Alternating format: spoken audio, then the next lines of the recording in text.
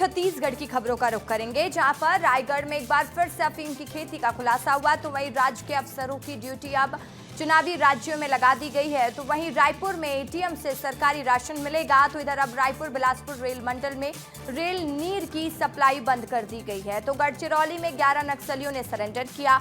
Korea में नई pipeline राहत की जगह मुसीबत बन गई। इसके साथ साथ आज छत्तीसगढ़ में क्या हुआ, आपके शहर में क्या हुआ, आपका रिपोर्टर बता रहा है, जान लीजिए। बलरामपुर के बाद रायगढ़ में भी अफीम की खेती का खुलासा हुआ है। फिलहाल मौके पर पुलिस और प्रशासन की टीम पहुंची हुई है, जांच पड़ताल में जुटी हुई है। मामला तमनार थाना क्षेत्र की आमा घाट का है, जहां गुप्त सूचना के आधार पर पुलिस ने छापेमारी की है।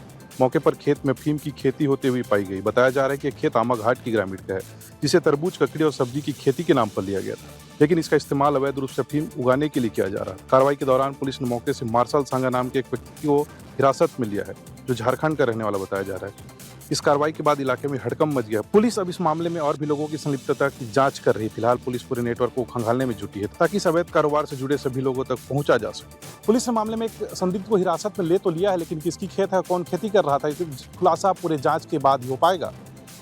5 राज्यों में विधानसभा चुनाव की तैयारियां तेज हो गई हैं।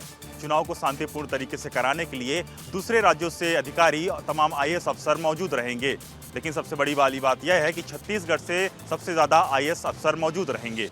5 राज्यों में विधानसभा चुनाव का नोटिफिकेशन आते ही छत्तीसगढ़ से अधिकारियों की रवानगी शुरू हो गई है। 5 राज्यों के चुनाव में 25 लाख से ज्यादा कर्मी और अफसर और ड्यूटी पर तैनात रहने वाले हैं। छत्तीसगढ़ से रिकॉर्ड 19 आईएएस अफसर चुनाव ड्यूटी पर भेजे गए हैं। ऐसा पहली बार देखा गया है, जहां नोटिफिकेशन के अगले ही दिन अफसरों की रवानगी शुरू हो गई।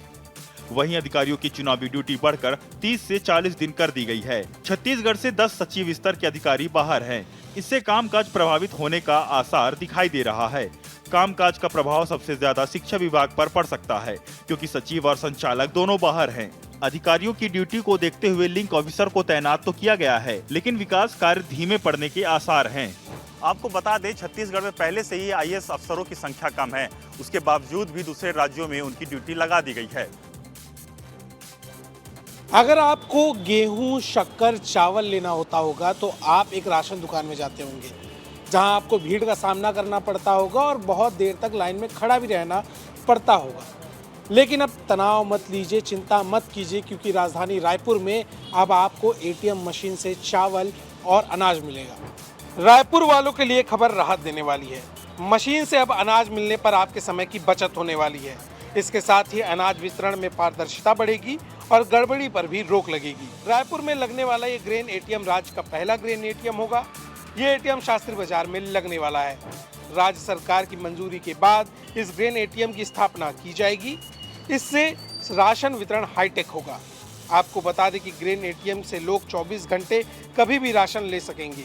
बताया जा रहा है कि यह पहल पायलट प्रोजेक्ट के तौर पर शुरू किया जा रहा है। इस पहल के सफल होने पर पूरे प्रदेश में ग्रेन एटीएम का विस्तार संभव हो सकता है। छत्तीसगढ़ धीरे धीरे हाईटेक होते जा रहा है। जिस तरह से लोगों को मशीनरी और आधुनिकता से काम में आसानी मिल रही है, यह अपने आप में एक मिसाल है। यात्रीगण कृपया ध्यान दें, क्योंकि अब रेलवे स्टेशन और ट्रेनों में आपको रेल नीर का पानी बॉटल नहीं मिलेगा। रेल नीर की सप्लाई बंद होने के बाद यात्रियों के सामने बहुत बड़ी परेशानी खड़ी हो गई है। आईआरसीटीसी ने नागपुर प्लांट से 14 अप्रैल तक रेल नीर की सप्लाई रोक दी है।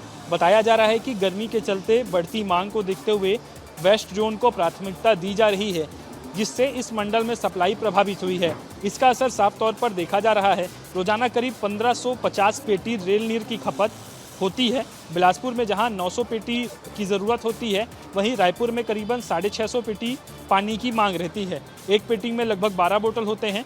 ऐसे में हजारों बोतलों की कमी से यात्रियों को भारी दिक्कत हो रही है।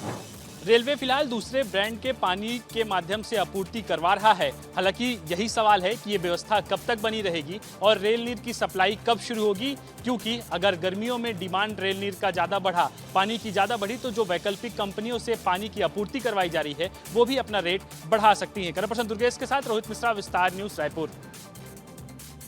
31 मार्च 2026 तारीख नज़दीक है। अमित शाह देश के गृह मंत्री हैं। उन्होंने नक्सलियों के खात्मे की बात इस डेट तक की है। नक्सलियों ने लगातार अभी जो सरेंडर कर रहे हैं, उसी के पॉलिसी के तहत कर रहे हैं। लाल आतंक पर पूरी तरह से लगाम लगने वाला है। राज्य और केंद्र सरकार के प्रयास और जवानों के शौर्य ने नक्सलियों को घुटने टेकने पर मजबूर कर दिया है। छत्तीसगढ़ के राजनांदगांव जिले से सटे महाराष्ट्र के गढ़चिरौली में 11 नक्सलियों ने पुलिस और सीआरपीएफ के सामने सरेंडर किया। इन नक्सलियों ने सरकार की पुनर्वास नीति से प्रभावित होकर सरेंडर किया है। नक्सल मुक्त छत्तीसगढ़ को लेकर ये बड़ा कदम माना जा रहा है। आत्मसमर्पित नक्सलियों के ऊपर करोड़ों का इनाम है। आपको बता दें, नक्सलियों के सरेंडर वाले प्रयास की गढ़चिरौली एसपी ने सराहना की है। उन्होंने बचे नक्सलियों को साफ संदेश दिया है कि वे जल्द से जल्द सरेंडर करें, नहीं तो आने वाले समय में नक्सल मुक्त अभियान को और तेज किया जाएगा। गढ़चिरौली एसपी ने कहा है कि 6 नक्सली अभी भी बाकी है, उन्हें जल्द ही न्यूट्रलाइज कर लिया जाएगा। कोरिया जिले के नगर पंचायत पटना में बिछाई जा रही नई पाइपलाइन लोगों के लिए अब राहत नहीं बल्कि मुसीबत बन गई है। बीते 1 महीने से यहाँ पे पेयजल संकट गहराया हुआ है, जिससे स्थानीय लोग काफी परेशान हैं। पटना के सरनापारा इलाके में नगर पंचायत बनने के बाद नई पाइपलाइन बिछाने का काम किया जा रहा है। इसके लिए हर घर से 2000 रुपये कनेक्शन शुल्क और 500 रुपये इंस्टॉलेशन के नाम पर वसूले जा रहे हैं। सड़कों को जगह जगह से खोदकर कनेक्शन दिए जा रहे हैं, लेकिन हकीकत तो यह है कि पानी अब भी पुराने जल जीवन मिशन के सोलर सिस्टम से ही सप्लाई हो रहा है। स्थानीय लोगों का कहना है कि पहले पुरानी पाइपलाइन से नियमित और पर्याप्त पानी मिल रहा था, लेकिन नई लाइन बिछाने के बाद से सप्लाई अनियमित हो गई है और घरों तक पानी नहीं पहुंच पा रहा है। लोगों का सवाल है कि जब पुरानी व्यवस्था सही तरीके से चल रही थी तो नई पाइपलाइन बिछाने की आखिर जरूरत क्यों पड़ी। इस पूरे मामले पर नगर पंचायत पटना का भी गैर जिम्मेदाराना रवैया सामने आया है। सीएमओ ने बयान देने से पल्ला झाड़ लिया और कोरोना काल में उस आदेश का जिक्र किया जिसमें उन्होंने कहा कि हमको किसी भी प्रकार से बयान देने की मनाही है। देखना होगा कि नगर पंचायत इस पर कब सूद लेता है और वार्ड वासियों को पानी की समस्या से निजात आखिर कब तक मिल पाता है।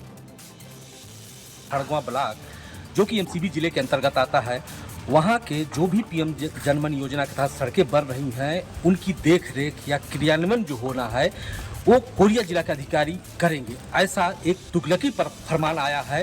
छत्तीसगढ़ ग्रामीण सड़क विकास अधिकरण के मुख्य कार्यपालन अभियंता द्वारा जारी पत्र के अनुसार खड़गवां ब्लॉक में बनने वाली सड़कों की निगरानी अब एमसीबी जिले के अधिकारियों के बजाय पड़ोसी कोरिया जिले के अधिकारी और इंजीनियर करेंगे।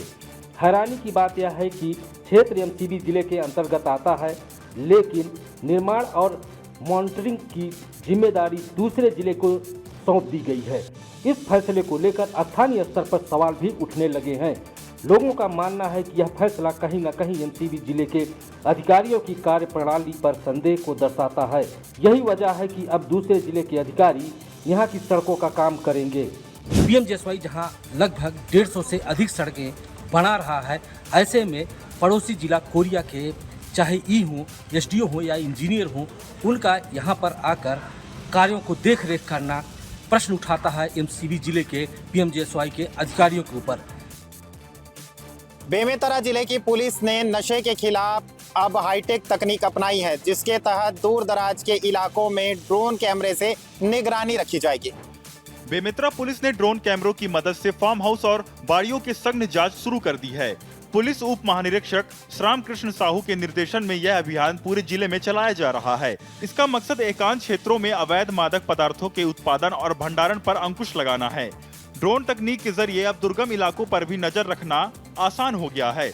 किसी भी संदिग्ध गतिविधि का तुरंत पता लगाकर कार्रवाई की जा सकेगी। ड्रोन से निगरानी के दौरान पुलिस ने विभिन्न थाना क्षेत्रों में संदिग्ध स्थानों की जांच की। घुमंत लोगों, ईंट भट्टे में काम करने वाले मजदूरों, ठेलों, गुमटी संचालकों और किराएदारों का भी सत्यापन किया गया। बेमेतरा पुलिस का यह हाईटेक अभियान जिले में नशे और अन्य अवैध गतिविधियों पर कड़ी निगरानी सुनिश्चित करेगा।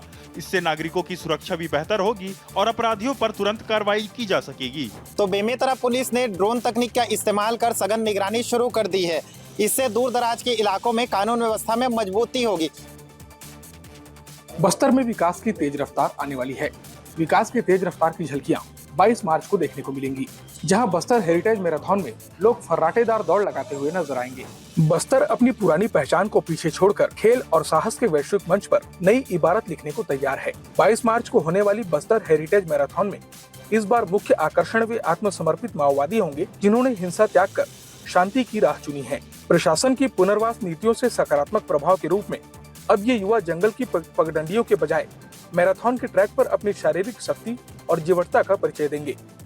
बस्तर आईजी सुंदरराज ने कहा कि हाल ही में मुख्य धारा में शामिल हुए आत्मसमर्पित माओवादियों के लिए ये विशेष श्रेणी है, जिसमें बीजापुर, सुकमा, नारायणपुर और बस्तर संभाग के अन्य जिलों के लगभग 200 कैडरों ने पंजीकरण करवाया है। इस मैराथन के माध्यम से ये पूर्व माओवादी न केवल अपनी दमखम का प्रदर्शन करेंगे, बल्कि पूरी दुनिया को ये संदेश भी देंगे कि अगर सही दिशा और अवसर मिले तो बस्तर का हर हाथ राष्ट्र निर्माण की प्रक्रिया में अपनी महत्वपूर्ण सहभागिता निभा सकता है।